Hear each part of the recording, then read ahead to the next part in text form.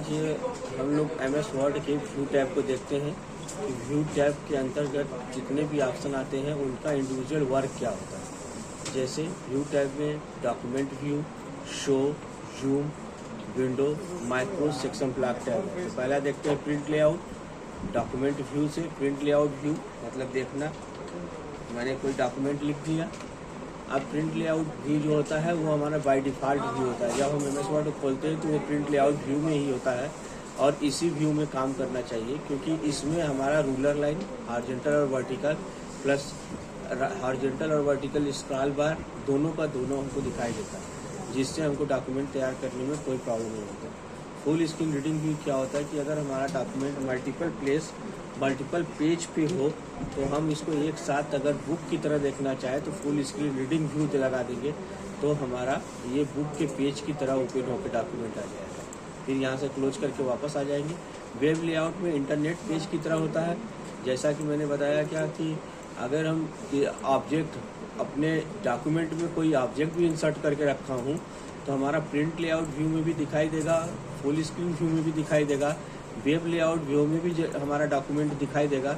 लेकिन ये नहीं पता चलेगा कि हमारा डॉक्यूमेंट पेज पर प्रिंट होने पर कैसा रहेगा। क्यों? क्योंकि इस व्यू में हमारा पेज इंटरनेट वेब पेज की तरह हो जाता है। स्टार्टिंग तो पता चलेगा लेकिन एंडिंग का कोई माप नहीं मालूम होगा। आउटलाइनिंग डॉक्यूमेंट व्यू क्या होता है कि आउटलाइनिंग डॉक्यूमेंट व्यू में हमारा ऑब्जेक्ट नहीं दिखाई देता और इसमें केवल हमारा ऑब्जेक्ट नहीं दिखाई देगा, डॉक्यूमेंट दिखाई देगा। और सो फर्स्ट लाइन ओनली कर देंगे तो केवल पहला लाइन दिखाई देगा, बाकी लाइन पैराग्राफ की और लाइनें छूट जाएंगी। इसमें अलग अलग लेवल को भी देख सकते हैं, जैसे पहला लेवल, दूसरा लेवल अगर हम बना रखे हैं हेडिंग तो उसको भी देख सकते हैं। यहाँ से मैंने क्लोज कर दिया तो वापस आ गया। फिर उसके बाद आते हैं हम कहाँ पे, रूलर लाइन में होता क्या है कि हम इसको शो और हाइड कर सकते हैं। ग्रिड लाइन, पेज के ऊपर ग्रिड लाइन बनाने के लिए, ठीक। ग्रिड लाइन से होता क्या है, छोटे छोटे ब्लॉक आ जाते हैं। कभी ऐसा भी होता है कि हम लोग डॉक्यूमेंट ओपन करते हैं तो ये ब्लॉक रहता है। स्टूडेंट ये समझते हैं कि ये ब्लॉक कहाँ से आ गया, इसको डिलीट करने के लिए चल पड़ते हैं। तो ये डिलीट नहीं करना है, इसके लिए व्यू में आकर के इस ग्रिड लाइन को ऑफ कर देना है। यहाँ से एक नेविगेशन पेन होता है। नेविगेशन पेन का मतलब क्या होता है कि जो भी हम काम कर रहे हैं उस पर हेडिंग वाइज या पेज वाइज इसको देख सकते हैं। जैसे यहाँ पे मैंने लिख दिया क्या, राव, फिर क्या कर दिया यहाँ से रमेश, ठीक। अब इसको मैं हेडिंग बना लेता हूँ। हेडिंग कहाँ से बनाएंगे, यहाँ से रेफरेंस से आकर के ऐड हेडिंग लेवल 1 और लेवल 2 का हेडिंग बना देंगे, ठीक है। लेवल 1 और लेवल 2 का हेडिंग बना देंगे। इसके लिए फिर यहाँ पे आएंगे व्यू में आकर के हम नेविगेशन पेन लगाएंगे। नेविगेशन पेन में देखेंगे कि हमारा क्या है, ये है जितना हेडिंग है उस हेडिंग के अकॉर्डिंग जा सकते हैं। अगर थंबनेल कर देंगे तो पेज के अकॉर्डिंग जा सकते हैं। जिस पेज पर जाना है उस पेज पर हम जंप कर सकते हैं डायरेक्टली। नेविगेशन पेन हटाने पर यहाँ से हटा दीजिए। फिर वापस आते हैं हम लोग जूम सेक्शन ब्लॉक टैब में। जूम सेक्शन ब्लॉक का नाम ही है जूम करना। यहाँ से जूम जितना भी बड़ा करके देखना चाहते हैं हम पेज को देख सकते हैं। और यहाँ से ये जूम 100% या 100% से कम, वही जूम 100%। 1 पेज, एक पेज पूरा स्क्रीन में दिखाई देगा, 2 पेज 2 पेज दिखाई देगा।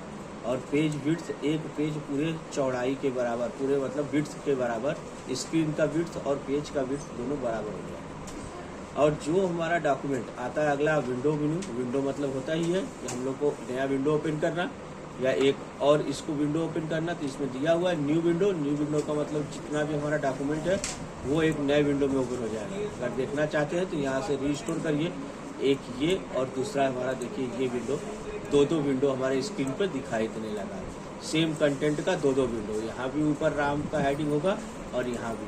और इस विंडो की खास बात ये होती है कि एक विंडो में जो काम करेंगे ऑटोमेटिक वो दूसरे विंडो में भी होने लगेगा। देखिए दोनों विंडो में लिखा है, ठीक है। इसी विंडो को अगर अरेंज करना हो तो साइड बाय साइड हम लगा सकते हैं। अगर एक बार स्क्रॉल कर रहे हैं दोनों हो रहा है तो यहाँ सिंक्रोनस स्क्रॉलिंग हटा देंगे तो केवल एक विंडो ही होगा, दूसरा विंडो नहीं होगा। फिर यहाँ से आकर के मैंने स्क्रॉलिंग लगा दिया, अरेंज ऑल, सारे को अरेंज कर दिया। फिर उसका रीसेट क्या होता है, अगर एक विंडो को बड़ा किए एक विंडो को छोटा तो इसको यहाँ से आके रीसेट कर सकते हैं। इसमें एक छोटी सी चीज़ है स्प्लिट मीन्स क्या होता है, तोड़ना। जैसे हम न्यू विंडो से अपने करंट विंडो का एक जेरॉक्स ओपन किया, उसी तरह इस पेज को यदि हम चाहते हैं 2 भाग में बांटना तो यहाँ से हम स्प्लिट लगा सकते हैं, स्प्लिट करके, और हम चाहते हैं यहाँ से अगर लिखना तो देखिए दोनों में लिखेगा ये, है ना, यहाँ देखिए दोनों में लिखेगा, लिख रहा, ठीक। अब ऐसा करके अगर इसको हटाना चाहते तो रिमूव स्प्लिट कर दीजिए, एक विंडो बचेगा। आता है मैक्रोज। मैक्रोज का बहुत अच्छा काम है। मैक्रोज का अच्छा काम ये होता है कि यदि हम चाहते कि कोई डेटा हम बार बार लिख रहे हैं, हमको लिखना न पड़े उतना लंबा, जैसे कि मान लीजिए हमको एक paragraph, the quick brown fox jumps over the lazy dog, मैंने क्या किया, मैंने एक लाइन लिख दिया, the quick brown fox jumps over the lazy dog. अब इसी लाइन को हमको बार बार लिखना है तो समय न गंवाएं, इसके लिए हम क्या कर दें, इसकी रिकॉर्डिंग करिए। कैसे करते हैं, मैक्रोज में आएंगे, रिकॉर्ड मैक्रोज, कीबोर्ड पर आके कोई शॉर्टकट में, मान लीजिए द क्विक ब्राउन फॉक्स है तो मैंने कंट्रोल टी दे करके इसको असाइन कर दिया, असाइन देने के बाद क्लोज किया। क्लोज जैसे ही करेंगे हमारा कर्सर एक कैसेट के रूप में आ जाएगा। अब जो कुछ हमको लिखना है वो टाइप कर दीजिए, द क्विक ब्राउन फॉक्स